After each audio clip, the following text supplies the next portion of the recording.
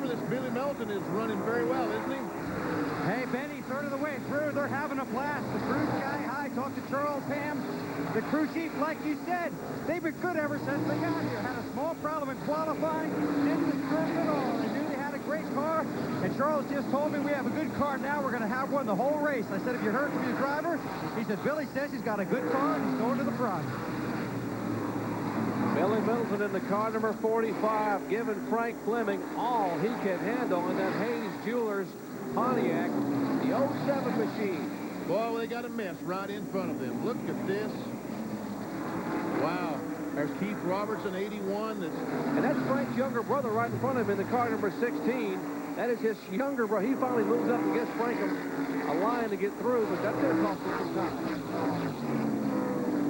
So far, getting through this traffic has not been a problem.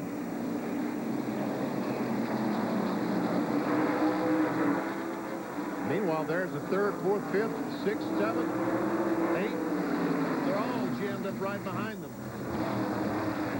And that 4 car is Gary Meyer's son, Bert Myers, at the very end of this line of cars.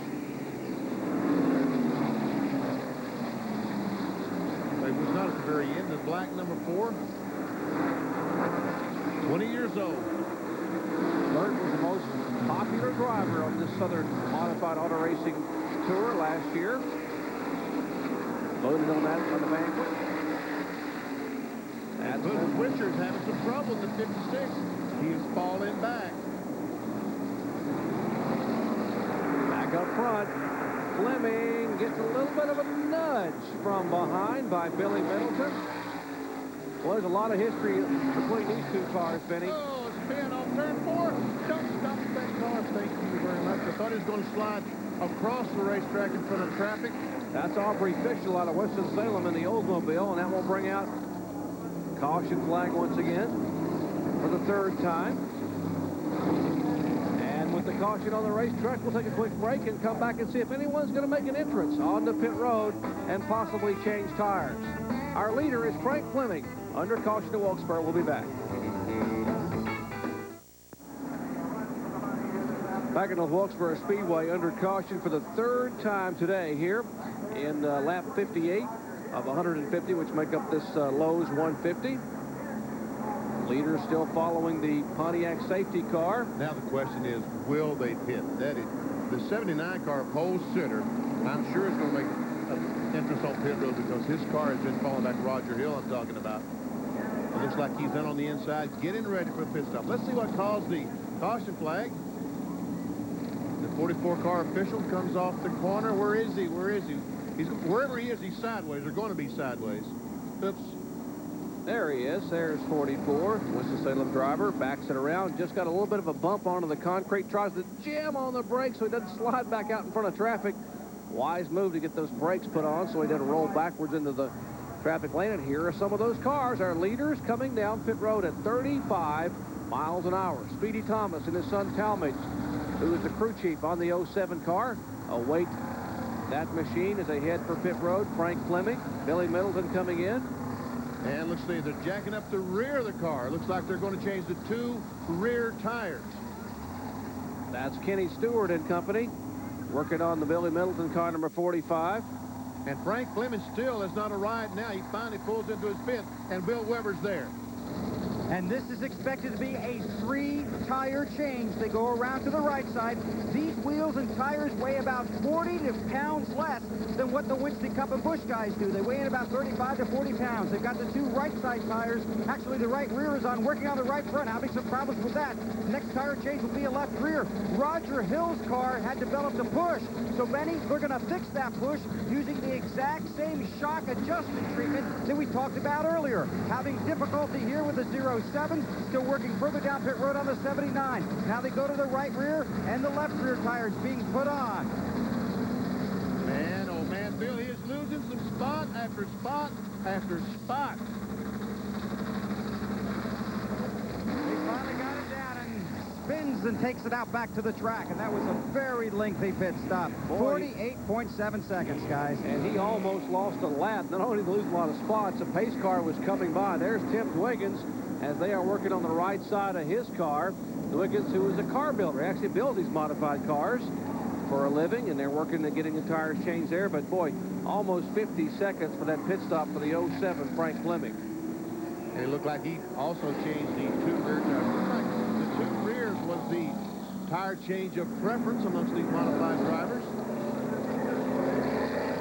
Still working caution for the 3rd time today. It was spin here on the front stretch by the car number 44, Aubrey Fischel. All the leaders have pitted, and we'll be back with green flag after this.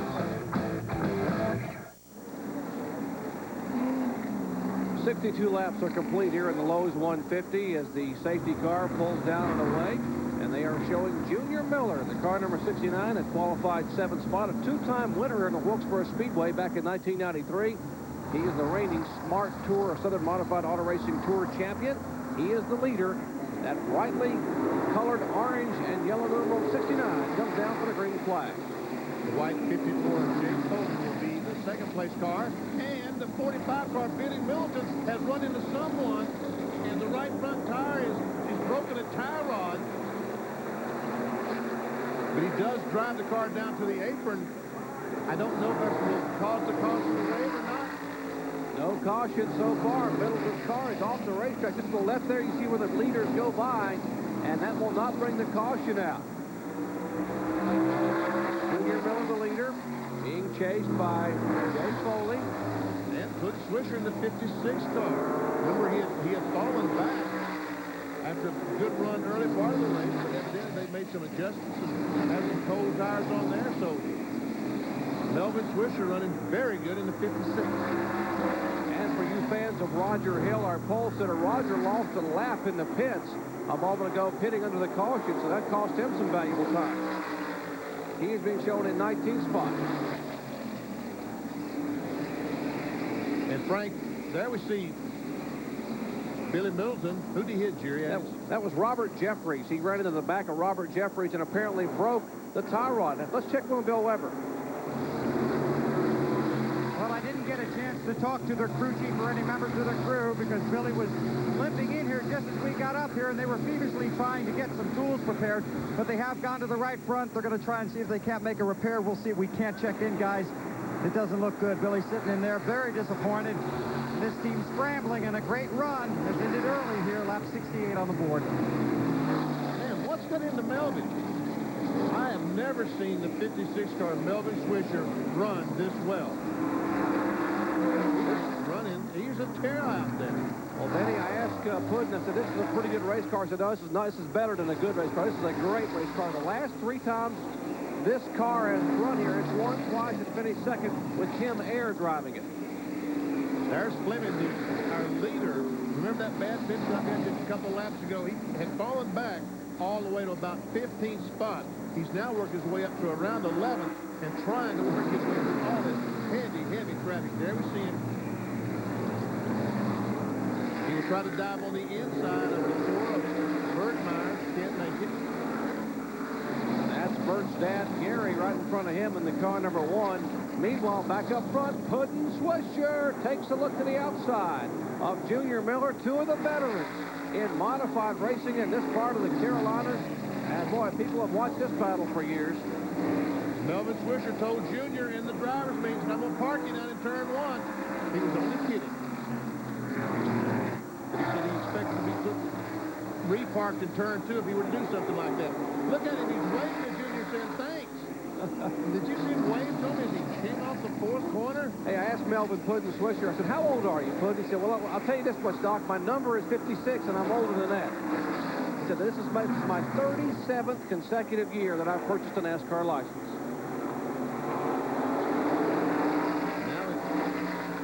He was telling Junior Miller he had something wrong with his car.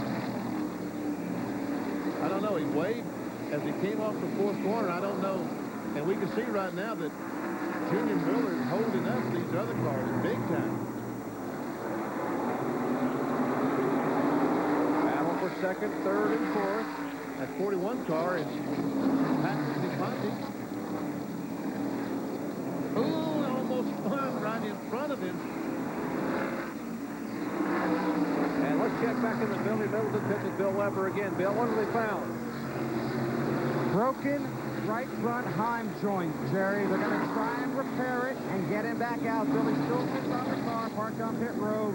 Losing precious laps. This isn't a points race either, but they know they're on television. There's a good crowd here. We're just going past halfway, and he'd like to get out there and run some more laps. But broken right front Heim joint, so lengthy repairs here in the pits for Billy.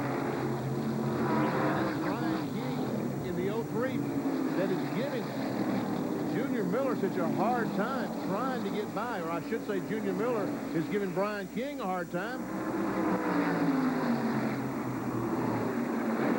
Miller, the veteran. Ooh, a little bit of bump there.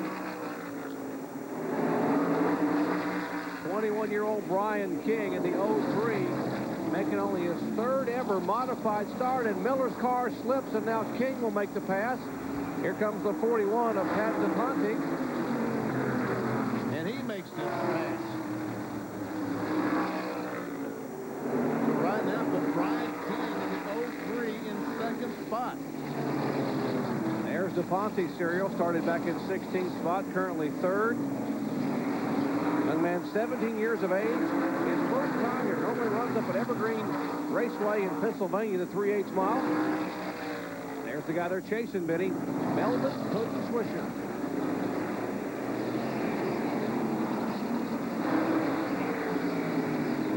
"71 laps remain on Wilkesboro Speedway, and they're chasing a veteran.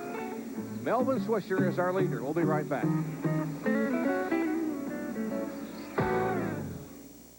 When the Hendrick team switched to Quaker State this year, I was talking with my crew chief about it, and he said they ran through all these tests, and the stuff beats all their standards.